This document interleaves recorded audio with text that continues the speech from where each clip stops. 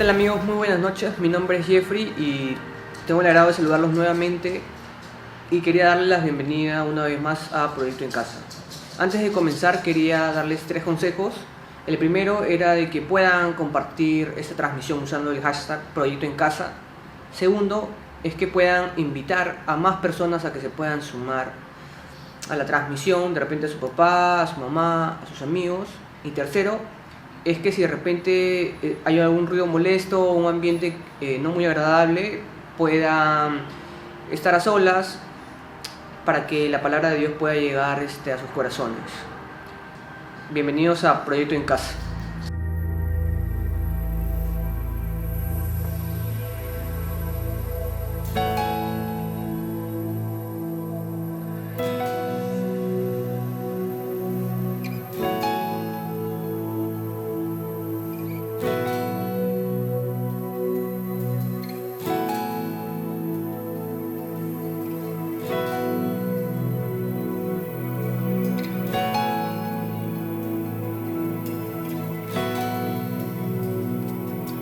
Dame ojos para ver más de ti. Te contemplo y calmas todo mi existir. Todo lo que sé lo entrego a tus pies. Tú, mi Dios, eres el Rey. Nada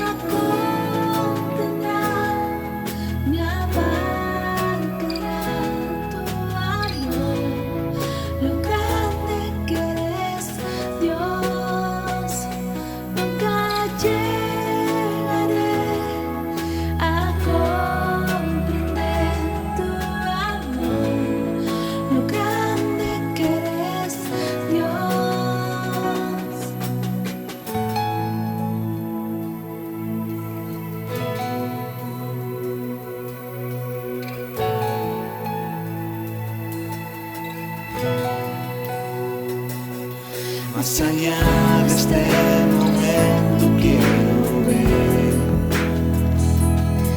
y creer que no hay nada que temer, que tú reinas sobre toda situación.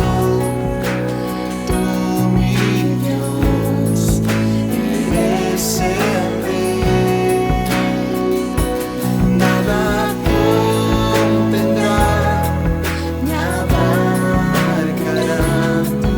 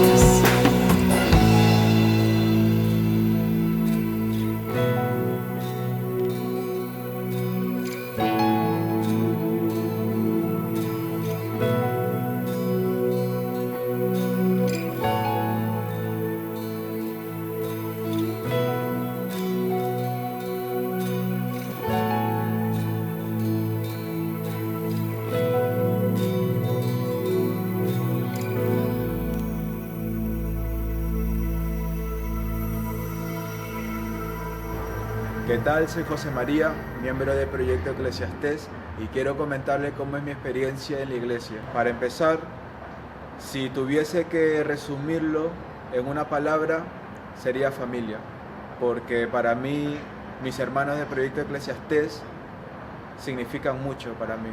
Cada vez que pienso en ellos, me siento alegre, vuelvo a sentir el respaldo que me dan. A pesar de que ahora estamos en un tiempo de pandemia y las reuniones no pueden ser presenciales, inclusive ahora mismo sabiendo que me dirijo a mis hermanos, me siento como en casa. Me encanta aprender con ellos, me encanta la forma dinámica que aprendemos, muchas enseñanzas de verdad se me han quedado, de verdad lo llevo en el pecho, y los lazos que se crean es algo que fuera del Proyecto Eclesiastés nunca lo he sentido en ningún tipo de círculo. Para mí son parte fundamental de mi vida, son parte fundamental de mi día a día, de mi semana, es esperar el momento de que vamos a reunirnos, es estar pendiente, es emoción, es ganas de querer volver a vernos.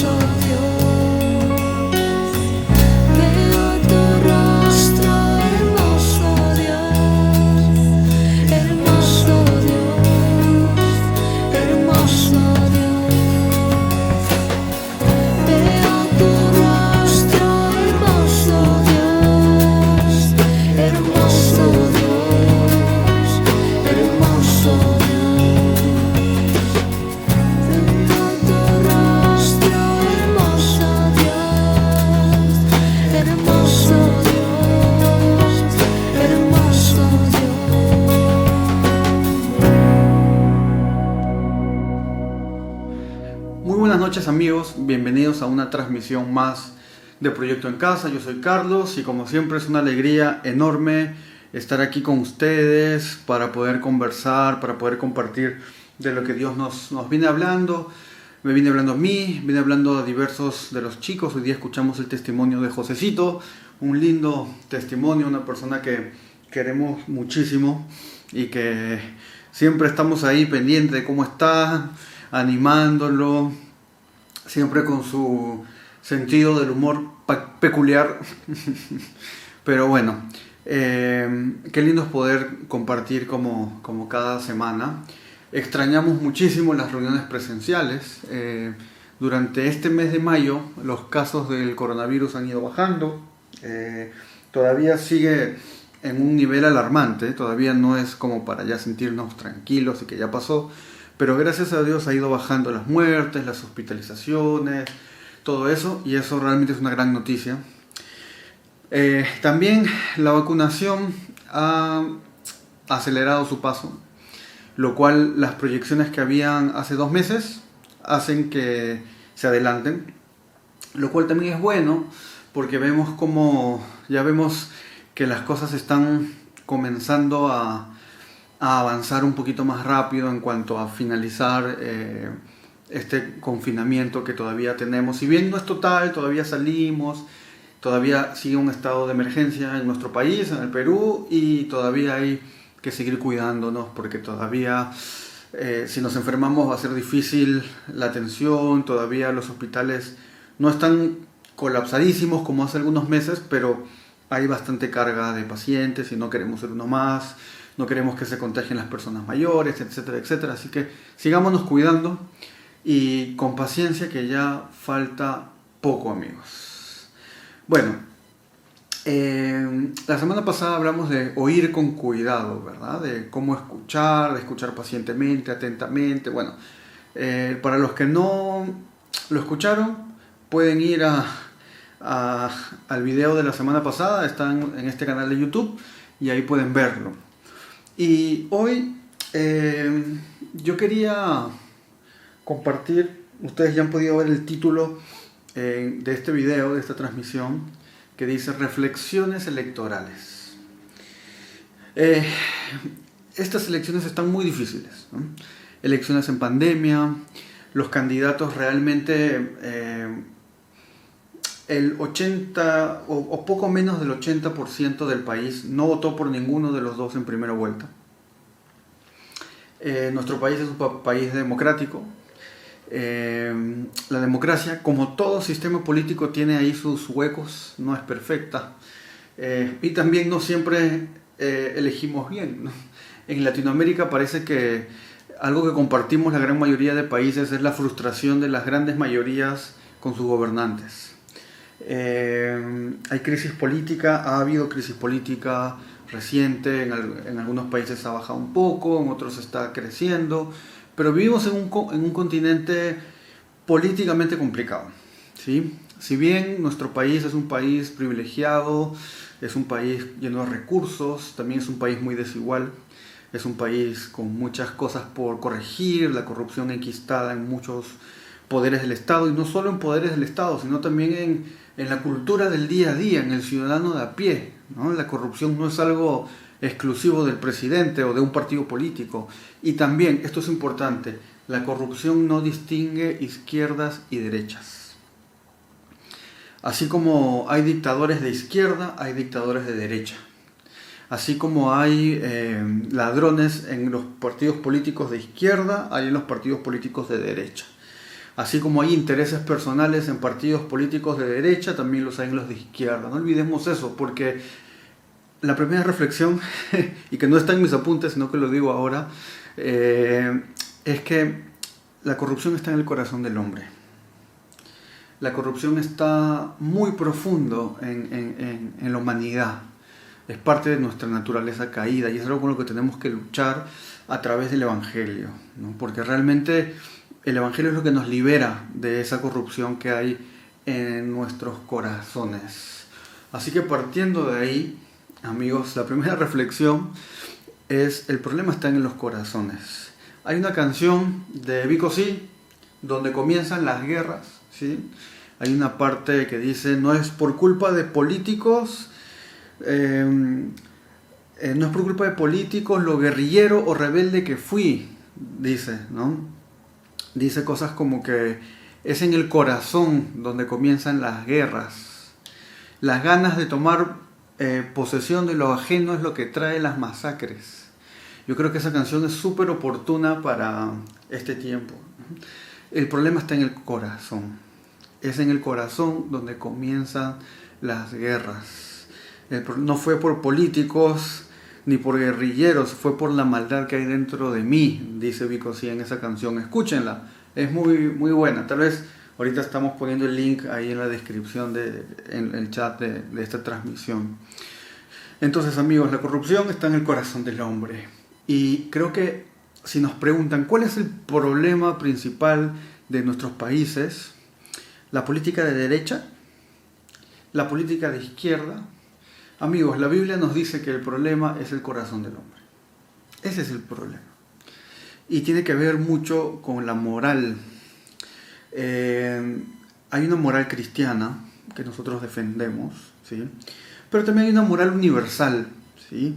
Que no solo se aplica a nosotros los cristianos, sino que todo ser humano, para todo ser humano, matar es malo, mentir es malo, robar es malo, ¿verdad? En todas las culturas ha sido así, en toda la historia, ¿no? Tomar algo que no es tuyo siempre ha sido malo. Eso está en el corazón del ser humano, no tiene que ver con constituciones ni con leyes. Desde que existe la organización humana, siempre estas cosas han sido malas, han sido incorrectas, antimorales. Y eso es algo que tenemos que pensar nosotros mucho los cristianos. Entonces, amigos, el problema está en la corrupción y la corrupción está en el corazón del hombre. Esa es la primera reflexión, ¿sí? Otra reflexión, el cristiano no vota por temor. Primera de Juan 4:18, un versículo famoso, en el amor no hay temor, sino que el perfecto amor echa fuera el temor, porque el temor llega en sí castigo. Por lo tanto, el que teme no ha sido perfeccionado en el amor, ¿no? Si tú votas por temor de uno o el otro, creo que ese no es el voto cristiano, amigos. Porque nosotros, los cristianos, no debemos votar por temor. Porque, de hecho, el cristiano no le teme ni al coronavirus, no le teme a la pandemia. Ahora, tú dirás, pero si no le tienes miedo, entonces ¿por qué no se reúnen presencialmente? No nos reunimos presencialmente. La respuesta es sencilla, porque no somos tontos. Porque por más de que no le tenemos miedo, sabemos que ese virus tiene potencial de tal vez a las personas jóvenes no hacernos mucho, pero a otras personas también. Y por más que no tengamos miedo, eso no quiere decir que no tomemos precauciones, de que no seamos cuidadosos, ¿sí? Entonces, igual es en el tema político, amigos. Yo creo que un voto sano no debe ser por temor, ¿sí? Y ambos partidos como que se echan en cara muchas cosas, ¿no? Ahora ya ha terminado el debate de hoy, pero mientras yo comparto esto con ustedes todavía no ha sucedido el debate. No sé qué se habrán dicho, pero esas campañas de miedo de un partido versus el otro creo que no aportan a un voto de propuestas, sino un voto de odio, un voto de temor, y eso no es saludable para ninguno de los dos lados. Yo no estoy tratando de decirte vota por tal partido o vota por tal partido. No estoy tratando de decir eso. Lo que estoy diciendo es que el cristiano, yo creo que en la Biblia nos orienta a estar confiados en Dios y que independientemente de quien salga elegido, Él es el que tiene cuidado de nosotros, y por eso igual vamos a estar confiados y tranquilos. Eso no nos hace desentendidos de lo que sucede, sino que nos hace que tomemos las cosas desde una perspectiva más objetiva y menos emocional, ¿sí? Creo que la Biblia nos orienta a eso. El cristiano descansa en la soberanía de Dios, y esa es otra reflexión que va ligada a la anterior, ¿no? El cristiano no vota por temor y el cristiano descansa en la soberanía de Dios. Dice así, Mateo 10, el versículo 29 al 31 dice: ¿acaso no se venden 2 pajarillos por unas cuantas monedas? Aún así, ni uno de ellos cae a tierra sin que el Padre de ustedes lo permita, pues aún los cabellos de ustedes están contados, así que no teman, pues ustedes valen más que muchos pajarillos. No teman, ustedes valen mucho más que muchos pajarillos. Así te digan que van a cerrar las importaciones, así te digan de que el otro partido es el partido más corrupto de la historia y está tratando de buscar impunidad, así se digan muchas cosas del uno y del otro. Amigos, nuestros cabellos están contados, nosotros valemos mucho más que los pajarillos, y esos pajarillos no siembran ni cosechan y Dios los cuida. Así que en este tiempo de elecciones, que nuestras publicaciones no transmitan más confianza en los políticos que en Dios. Que nuestro voto no deje de ser un voto sabiendo de que Dios tiene cuidado de nosotros. A veces nos enojamos porque pensamos que nos va a afectar al punto de que Dios ya no va, parece que ya no va a cuidarnos. Es como si el político tuviera más poder sobre lo que nos sucede que Dios mismo. Amigos, eso no quita que nosotros tenemos que preocuparnos por las cosas que pasan. Pero así todo se derrumbe, nosotros estamos confiados y nuestras vidas tienen que transmitir eso. Sigo. El cristiano ora por sus autoridades, por sus ciudades y por sus posibles autoridades. Jeremías 29:7 dice: procuren la paz de la ciudad a la que permití que fueran llevados. Rueguen al Señor por ella, porque si ella tiene paz, también tendrán paz ustedes. Jeremías, un versículo lindo. Estamos en un escenario extremadamente polarizante y también en un escenario donde si no eres blanco eres negro, punto, no hay más, no hay matices, ¿no? Y yo no creo que sea esa la situación. Creo que hay matices, ¿sí? Yo creo que en política nada es blanco y negro, y de hecho yo creo que ningún ser humano es blanco o negro. Tú puedes encontrar gente muy malvada con luces de bondad, y eso no es el yin yang, ¿eh? Eso es cuando Jesús dice: hasta la gente mala sabe darle cosas buenas a sus hijos. No sé si recuerdan. Y también la gente que anda en la luz buscando honrar a Dios sinceramente. Pablo que decía: el mal que no quiero hacer, eso hago. Y en la vida vamos a encontrar el cristiano no va a encontrar un gobernante con el que se identifique plenamente. Jamás. El ser humano es caído, pecaminoso, miente, así que ese no es el punto. Aquí Jeremías lo que nos dice es: rueguen por ella. Ahora, nosotros nos enojamos, discutimos, nos participamos del debate y a veces publicamos algo buscando la reflexión y comienzan ahí los comentarios polarizantes y las redes sociales explotan.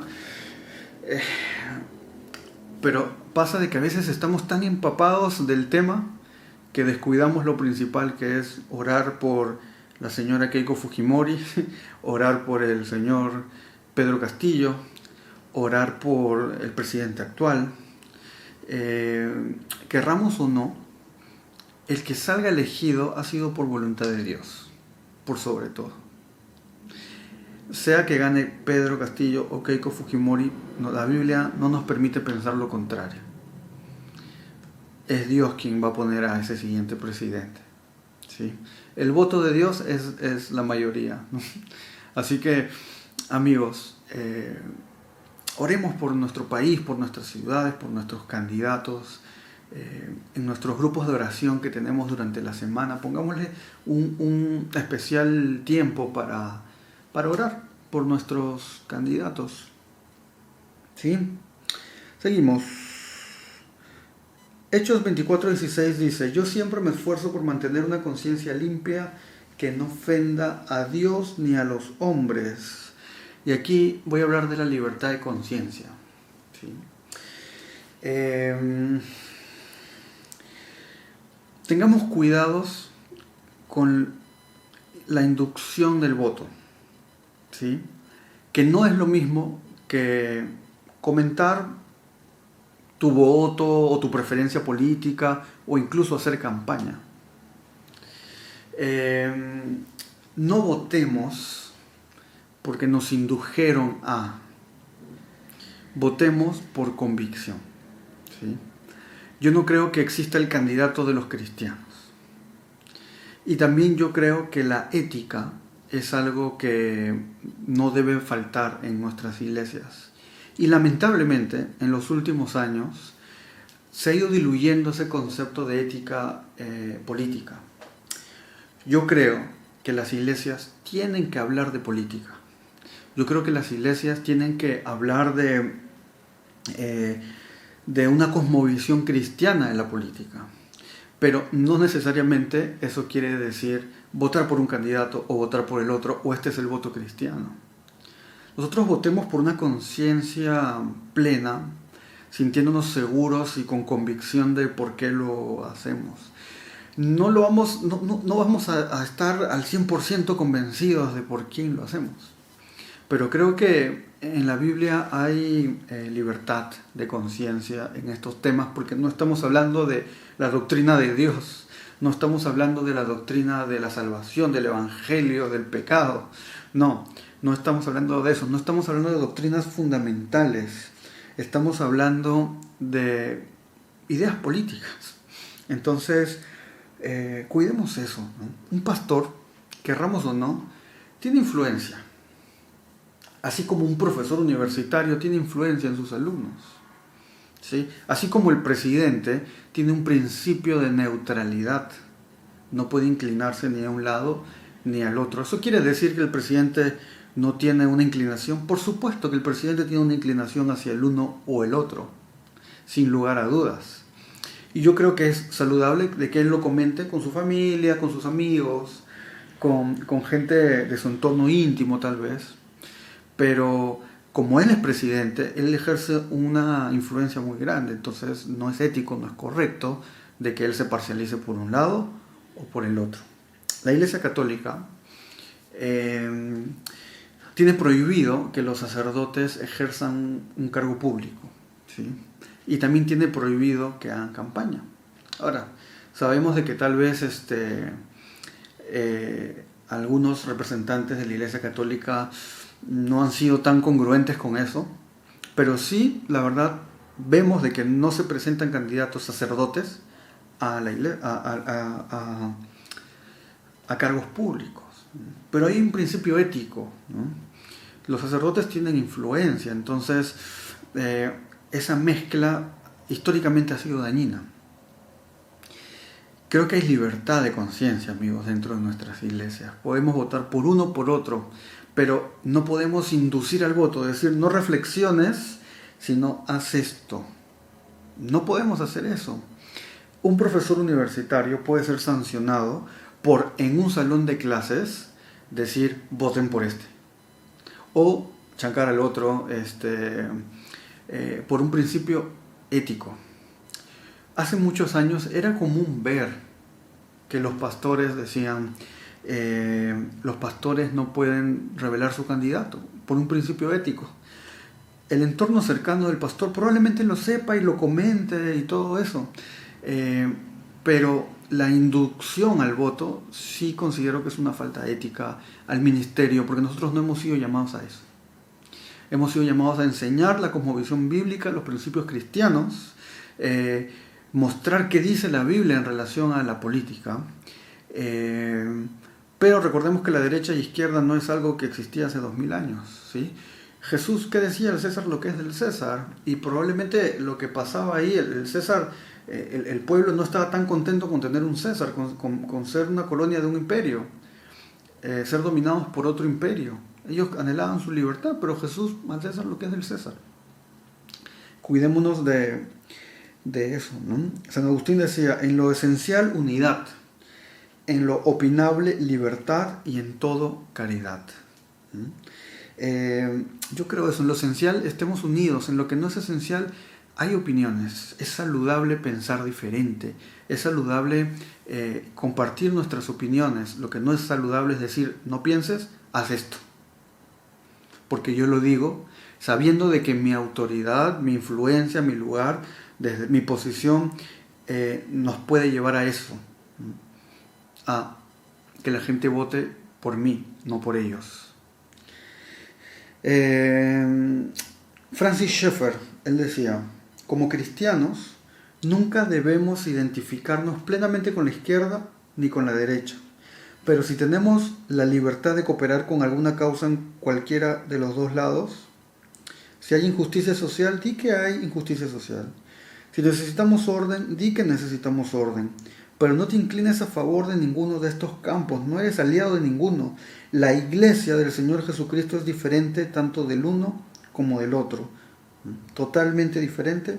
Francis Schaeffer. Así que amigos, cuando se trata de hablar de pobreza, hablemos de pobreza, de la desigualdad, de esa lucha del pobre y busquemos una justicia. Pero cuando se hable de tener libertad de empresa, de propiedad privada, creo que si entendemos de que necesitamos esas libertades para crecer y poder bendecir, hablemos de eso. No hay ningún problema con eso.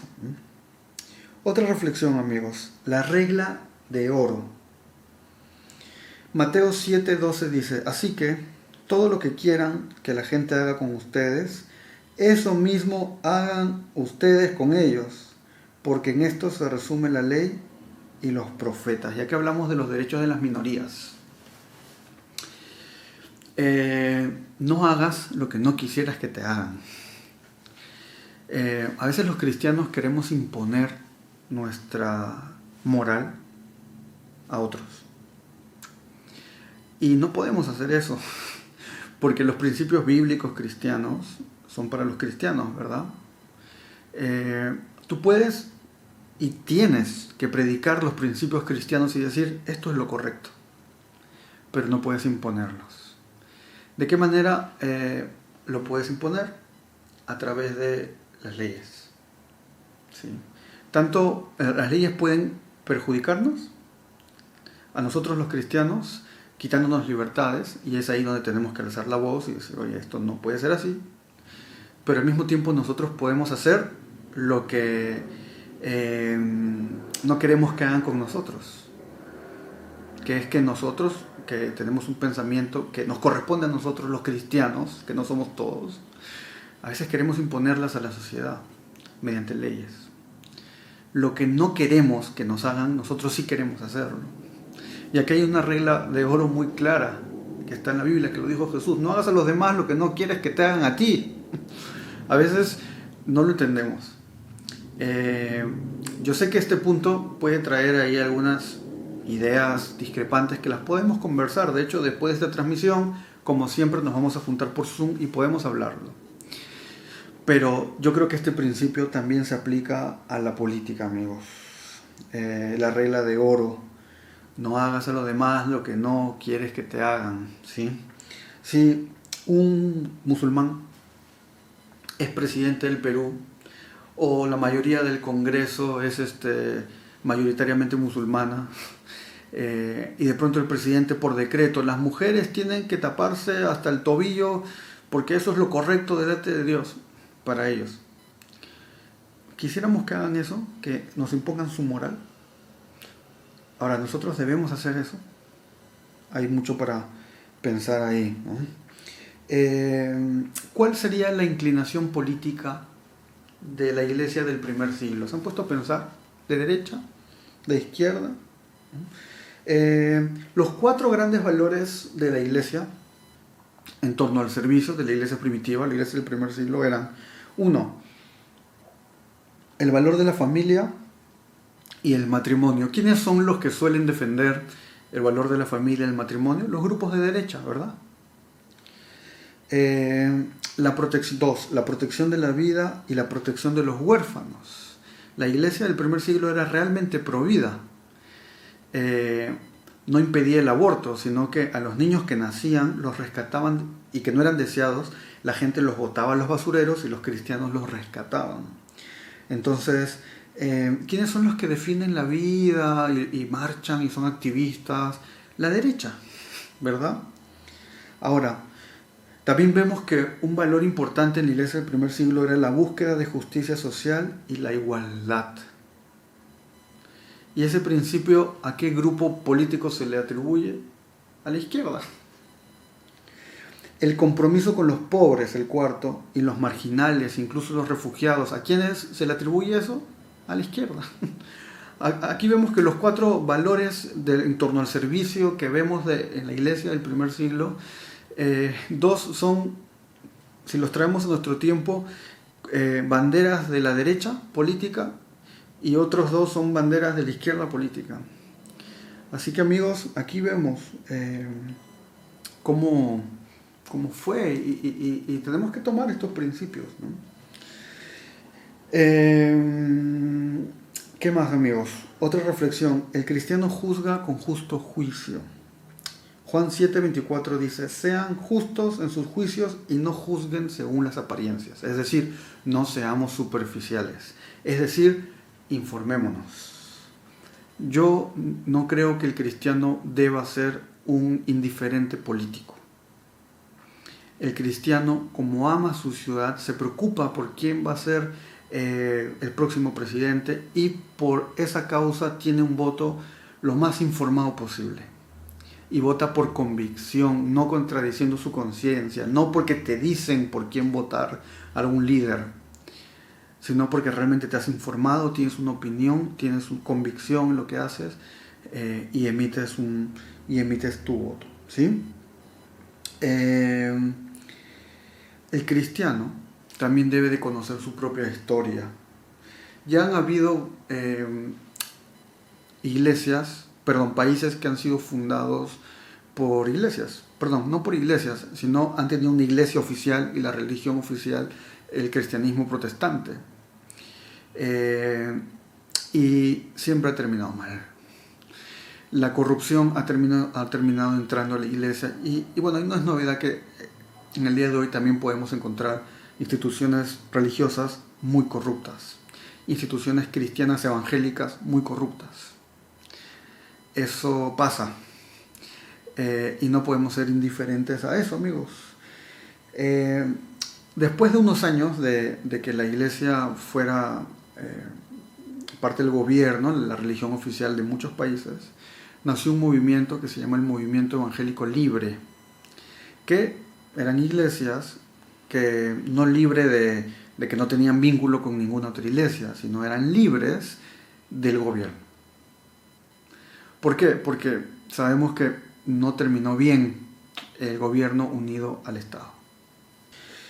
Entonces no olvidemos nuestra historia, ¿sí? A veces anhelamos que el que gobierne sea un evangélico, y está bien anhelarlo, sí, pero no nos olvidemos que la función de la iglesia no es ser gobierno, ¿sí? Cuidémonos de eso. La iglesia no está libre de corrupción. Y la última reflexión, amigos, Mateo 25, 37 al 40 dice: entonces los justos le preguntarán: Señor, ¿cuándo te vimos con hambre y te dimos de comer, o con sed y te dimos de beber? ¿Y cuándo te vimos forastero y te recibimos, o desnudo y te cubrimos? ¿Cuándo te vimos enfermo o en la cárcel y te visitamos? Y el rey le responderá: de cierto les digo que todo lo que hicieron por uno de mis hermanos más pequeños, por mí lo hicieron. Amigos, la lucha contra la desigualdad, la lucha contra la pobreza. Nosotros estamos luchando y debemos luchar por un mundo más justo, más equitativo, donde los recursos sean distribuidos de una manera justa, ¿no? Donde no haya solamente un grupo de privilegios que acaparan, sino un mundo con más oportunidades para los más necesitados, y que realmente la brecha disminuya. La iglesia del primer siglo tenía todo en común, ¿sí? Y recogía a la gente de afuera huérfanos, viudas, enfermos, y los traían a vivir dentro de la comunidad. Y estas personas nuevas, pobres, que no tenían mucho que ofrecer en cuestión de bienes a la comunidad, también tenían todo en común. Eran incluidas en la repartición de los bienes. Y también la Biblia dice que la iglesia compartía el favor con todo el pueblo. Era una iglesia generosa, que cuidaba de los pobres, de los huérfanos.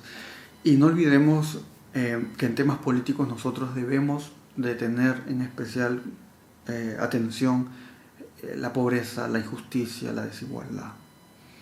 Así que amigos, eso era lo que yo quería compartir el día de hoy. Yo sé que hay muchas más reflexiones que sacamos de estas semanas en torno a las elecciones, pero estas son las que yo quería compartir el día de hoy. Si tienen otras reflexiones, pónganlas ahí en los comentarios.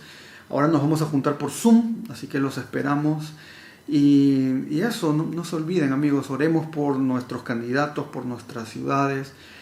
No votemos por miedo, confiemos en la soberanía de Dios, amigos. No olvidémonos de los pobres, votemos informadamente. El cristiano no puede ser indiferente, no puede decir, me da igual, yo no entro en esos debates. No, tengamos argumentos sólidos, juzguemos con justo juicio, no busquemos las apariencias, sino realmente profundicemos, votemos por convicción, cuidémonos de no ser antiéticos, ¿sí? Yo trato de cuidarme mucho de no utilizar esta plataforma para decir izquierda o derecha. Yo tengo mi opinión, los que me conocen de cerca la saben, y la debato y la comparto, pero trato de que sea de manera horizontal. Cuidémonos de eso, amigos. Los pastores no están llamados a inducir los votos. Estamos en semanas difíciles, muy polarizantes, cuidémonos. Y no olvidemos que el Evangelio es la respuesta a todo, ¿sí? El Evangelio no es ni de derecha ni de izquierda. No nos olvidemos eso, amigos. Bueno, los quiero mucho y ahora los dejo con Luigi y la recomendación del libro de la semana.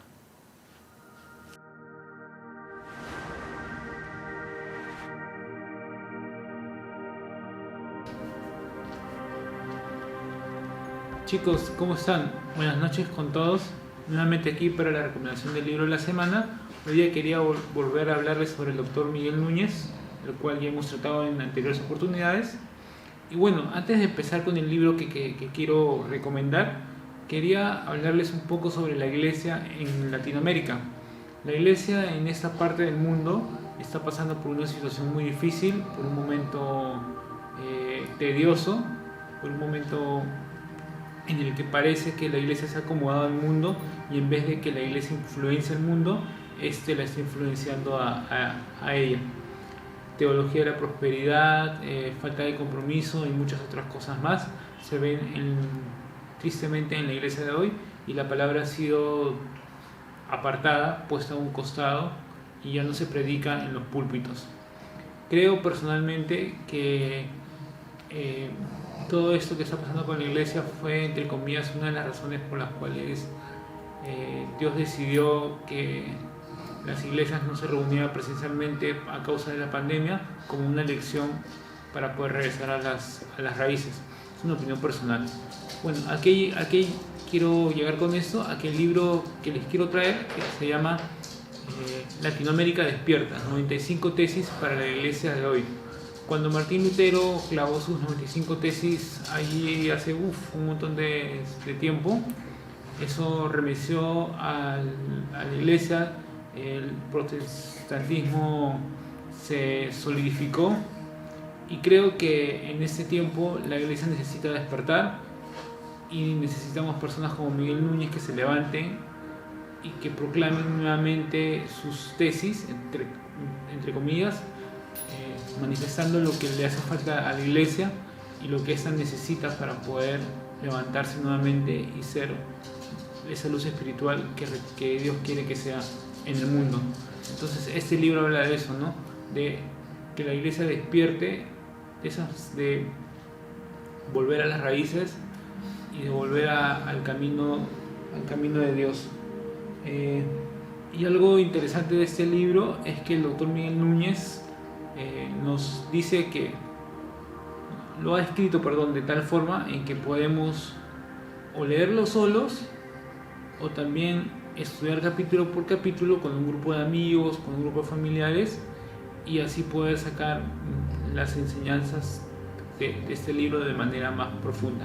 Así que bueno, dos cosas para terminar. Les animo a leer este libro y les animo a que también sean un canal de bendición para otras personas y un canal de, si se puede decir, de protesta, para que hagan ver a las personas que la iglesia está dormida y que podamos ayudar a que la iglesia se despierte y vuelva a la palabra de Dios. Bueno, eso es todo. Que Dios los bendiga y ya nos veremos el próximo domingo. Bendiciones.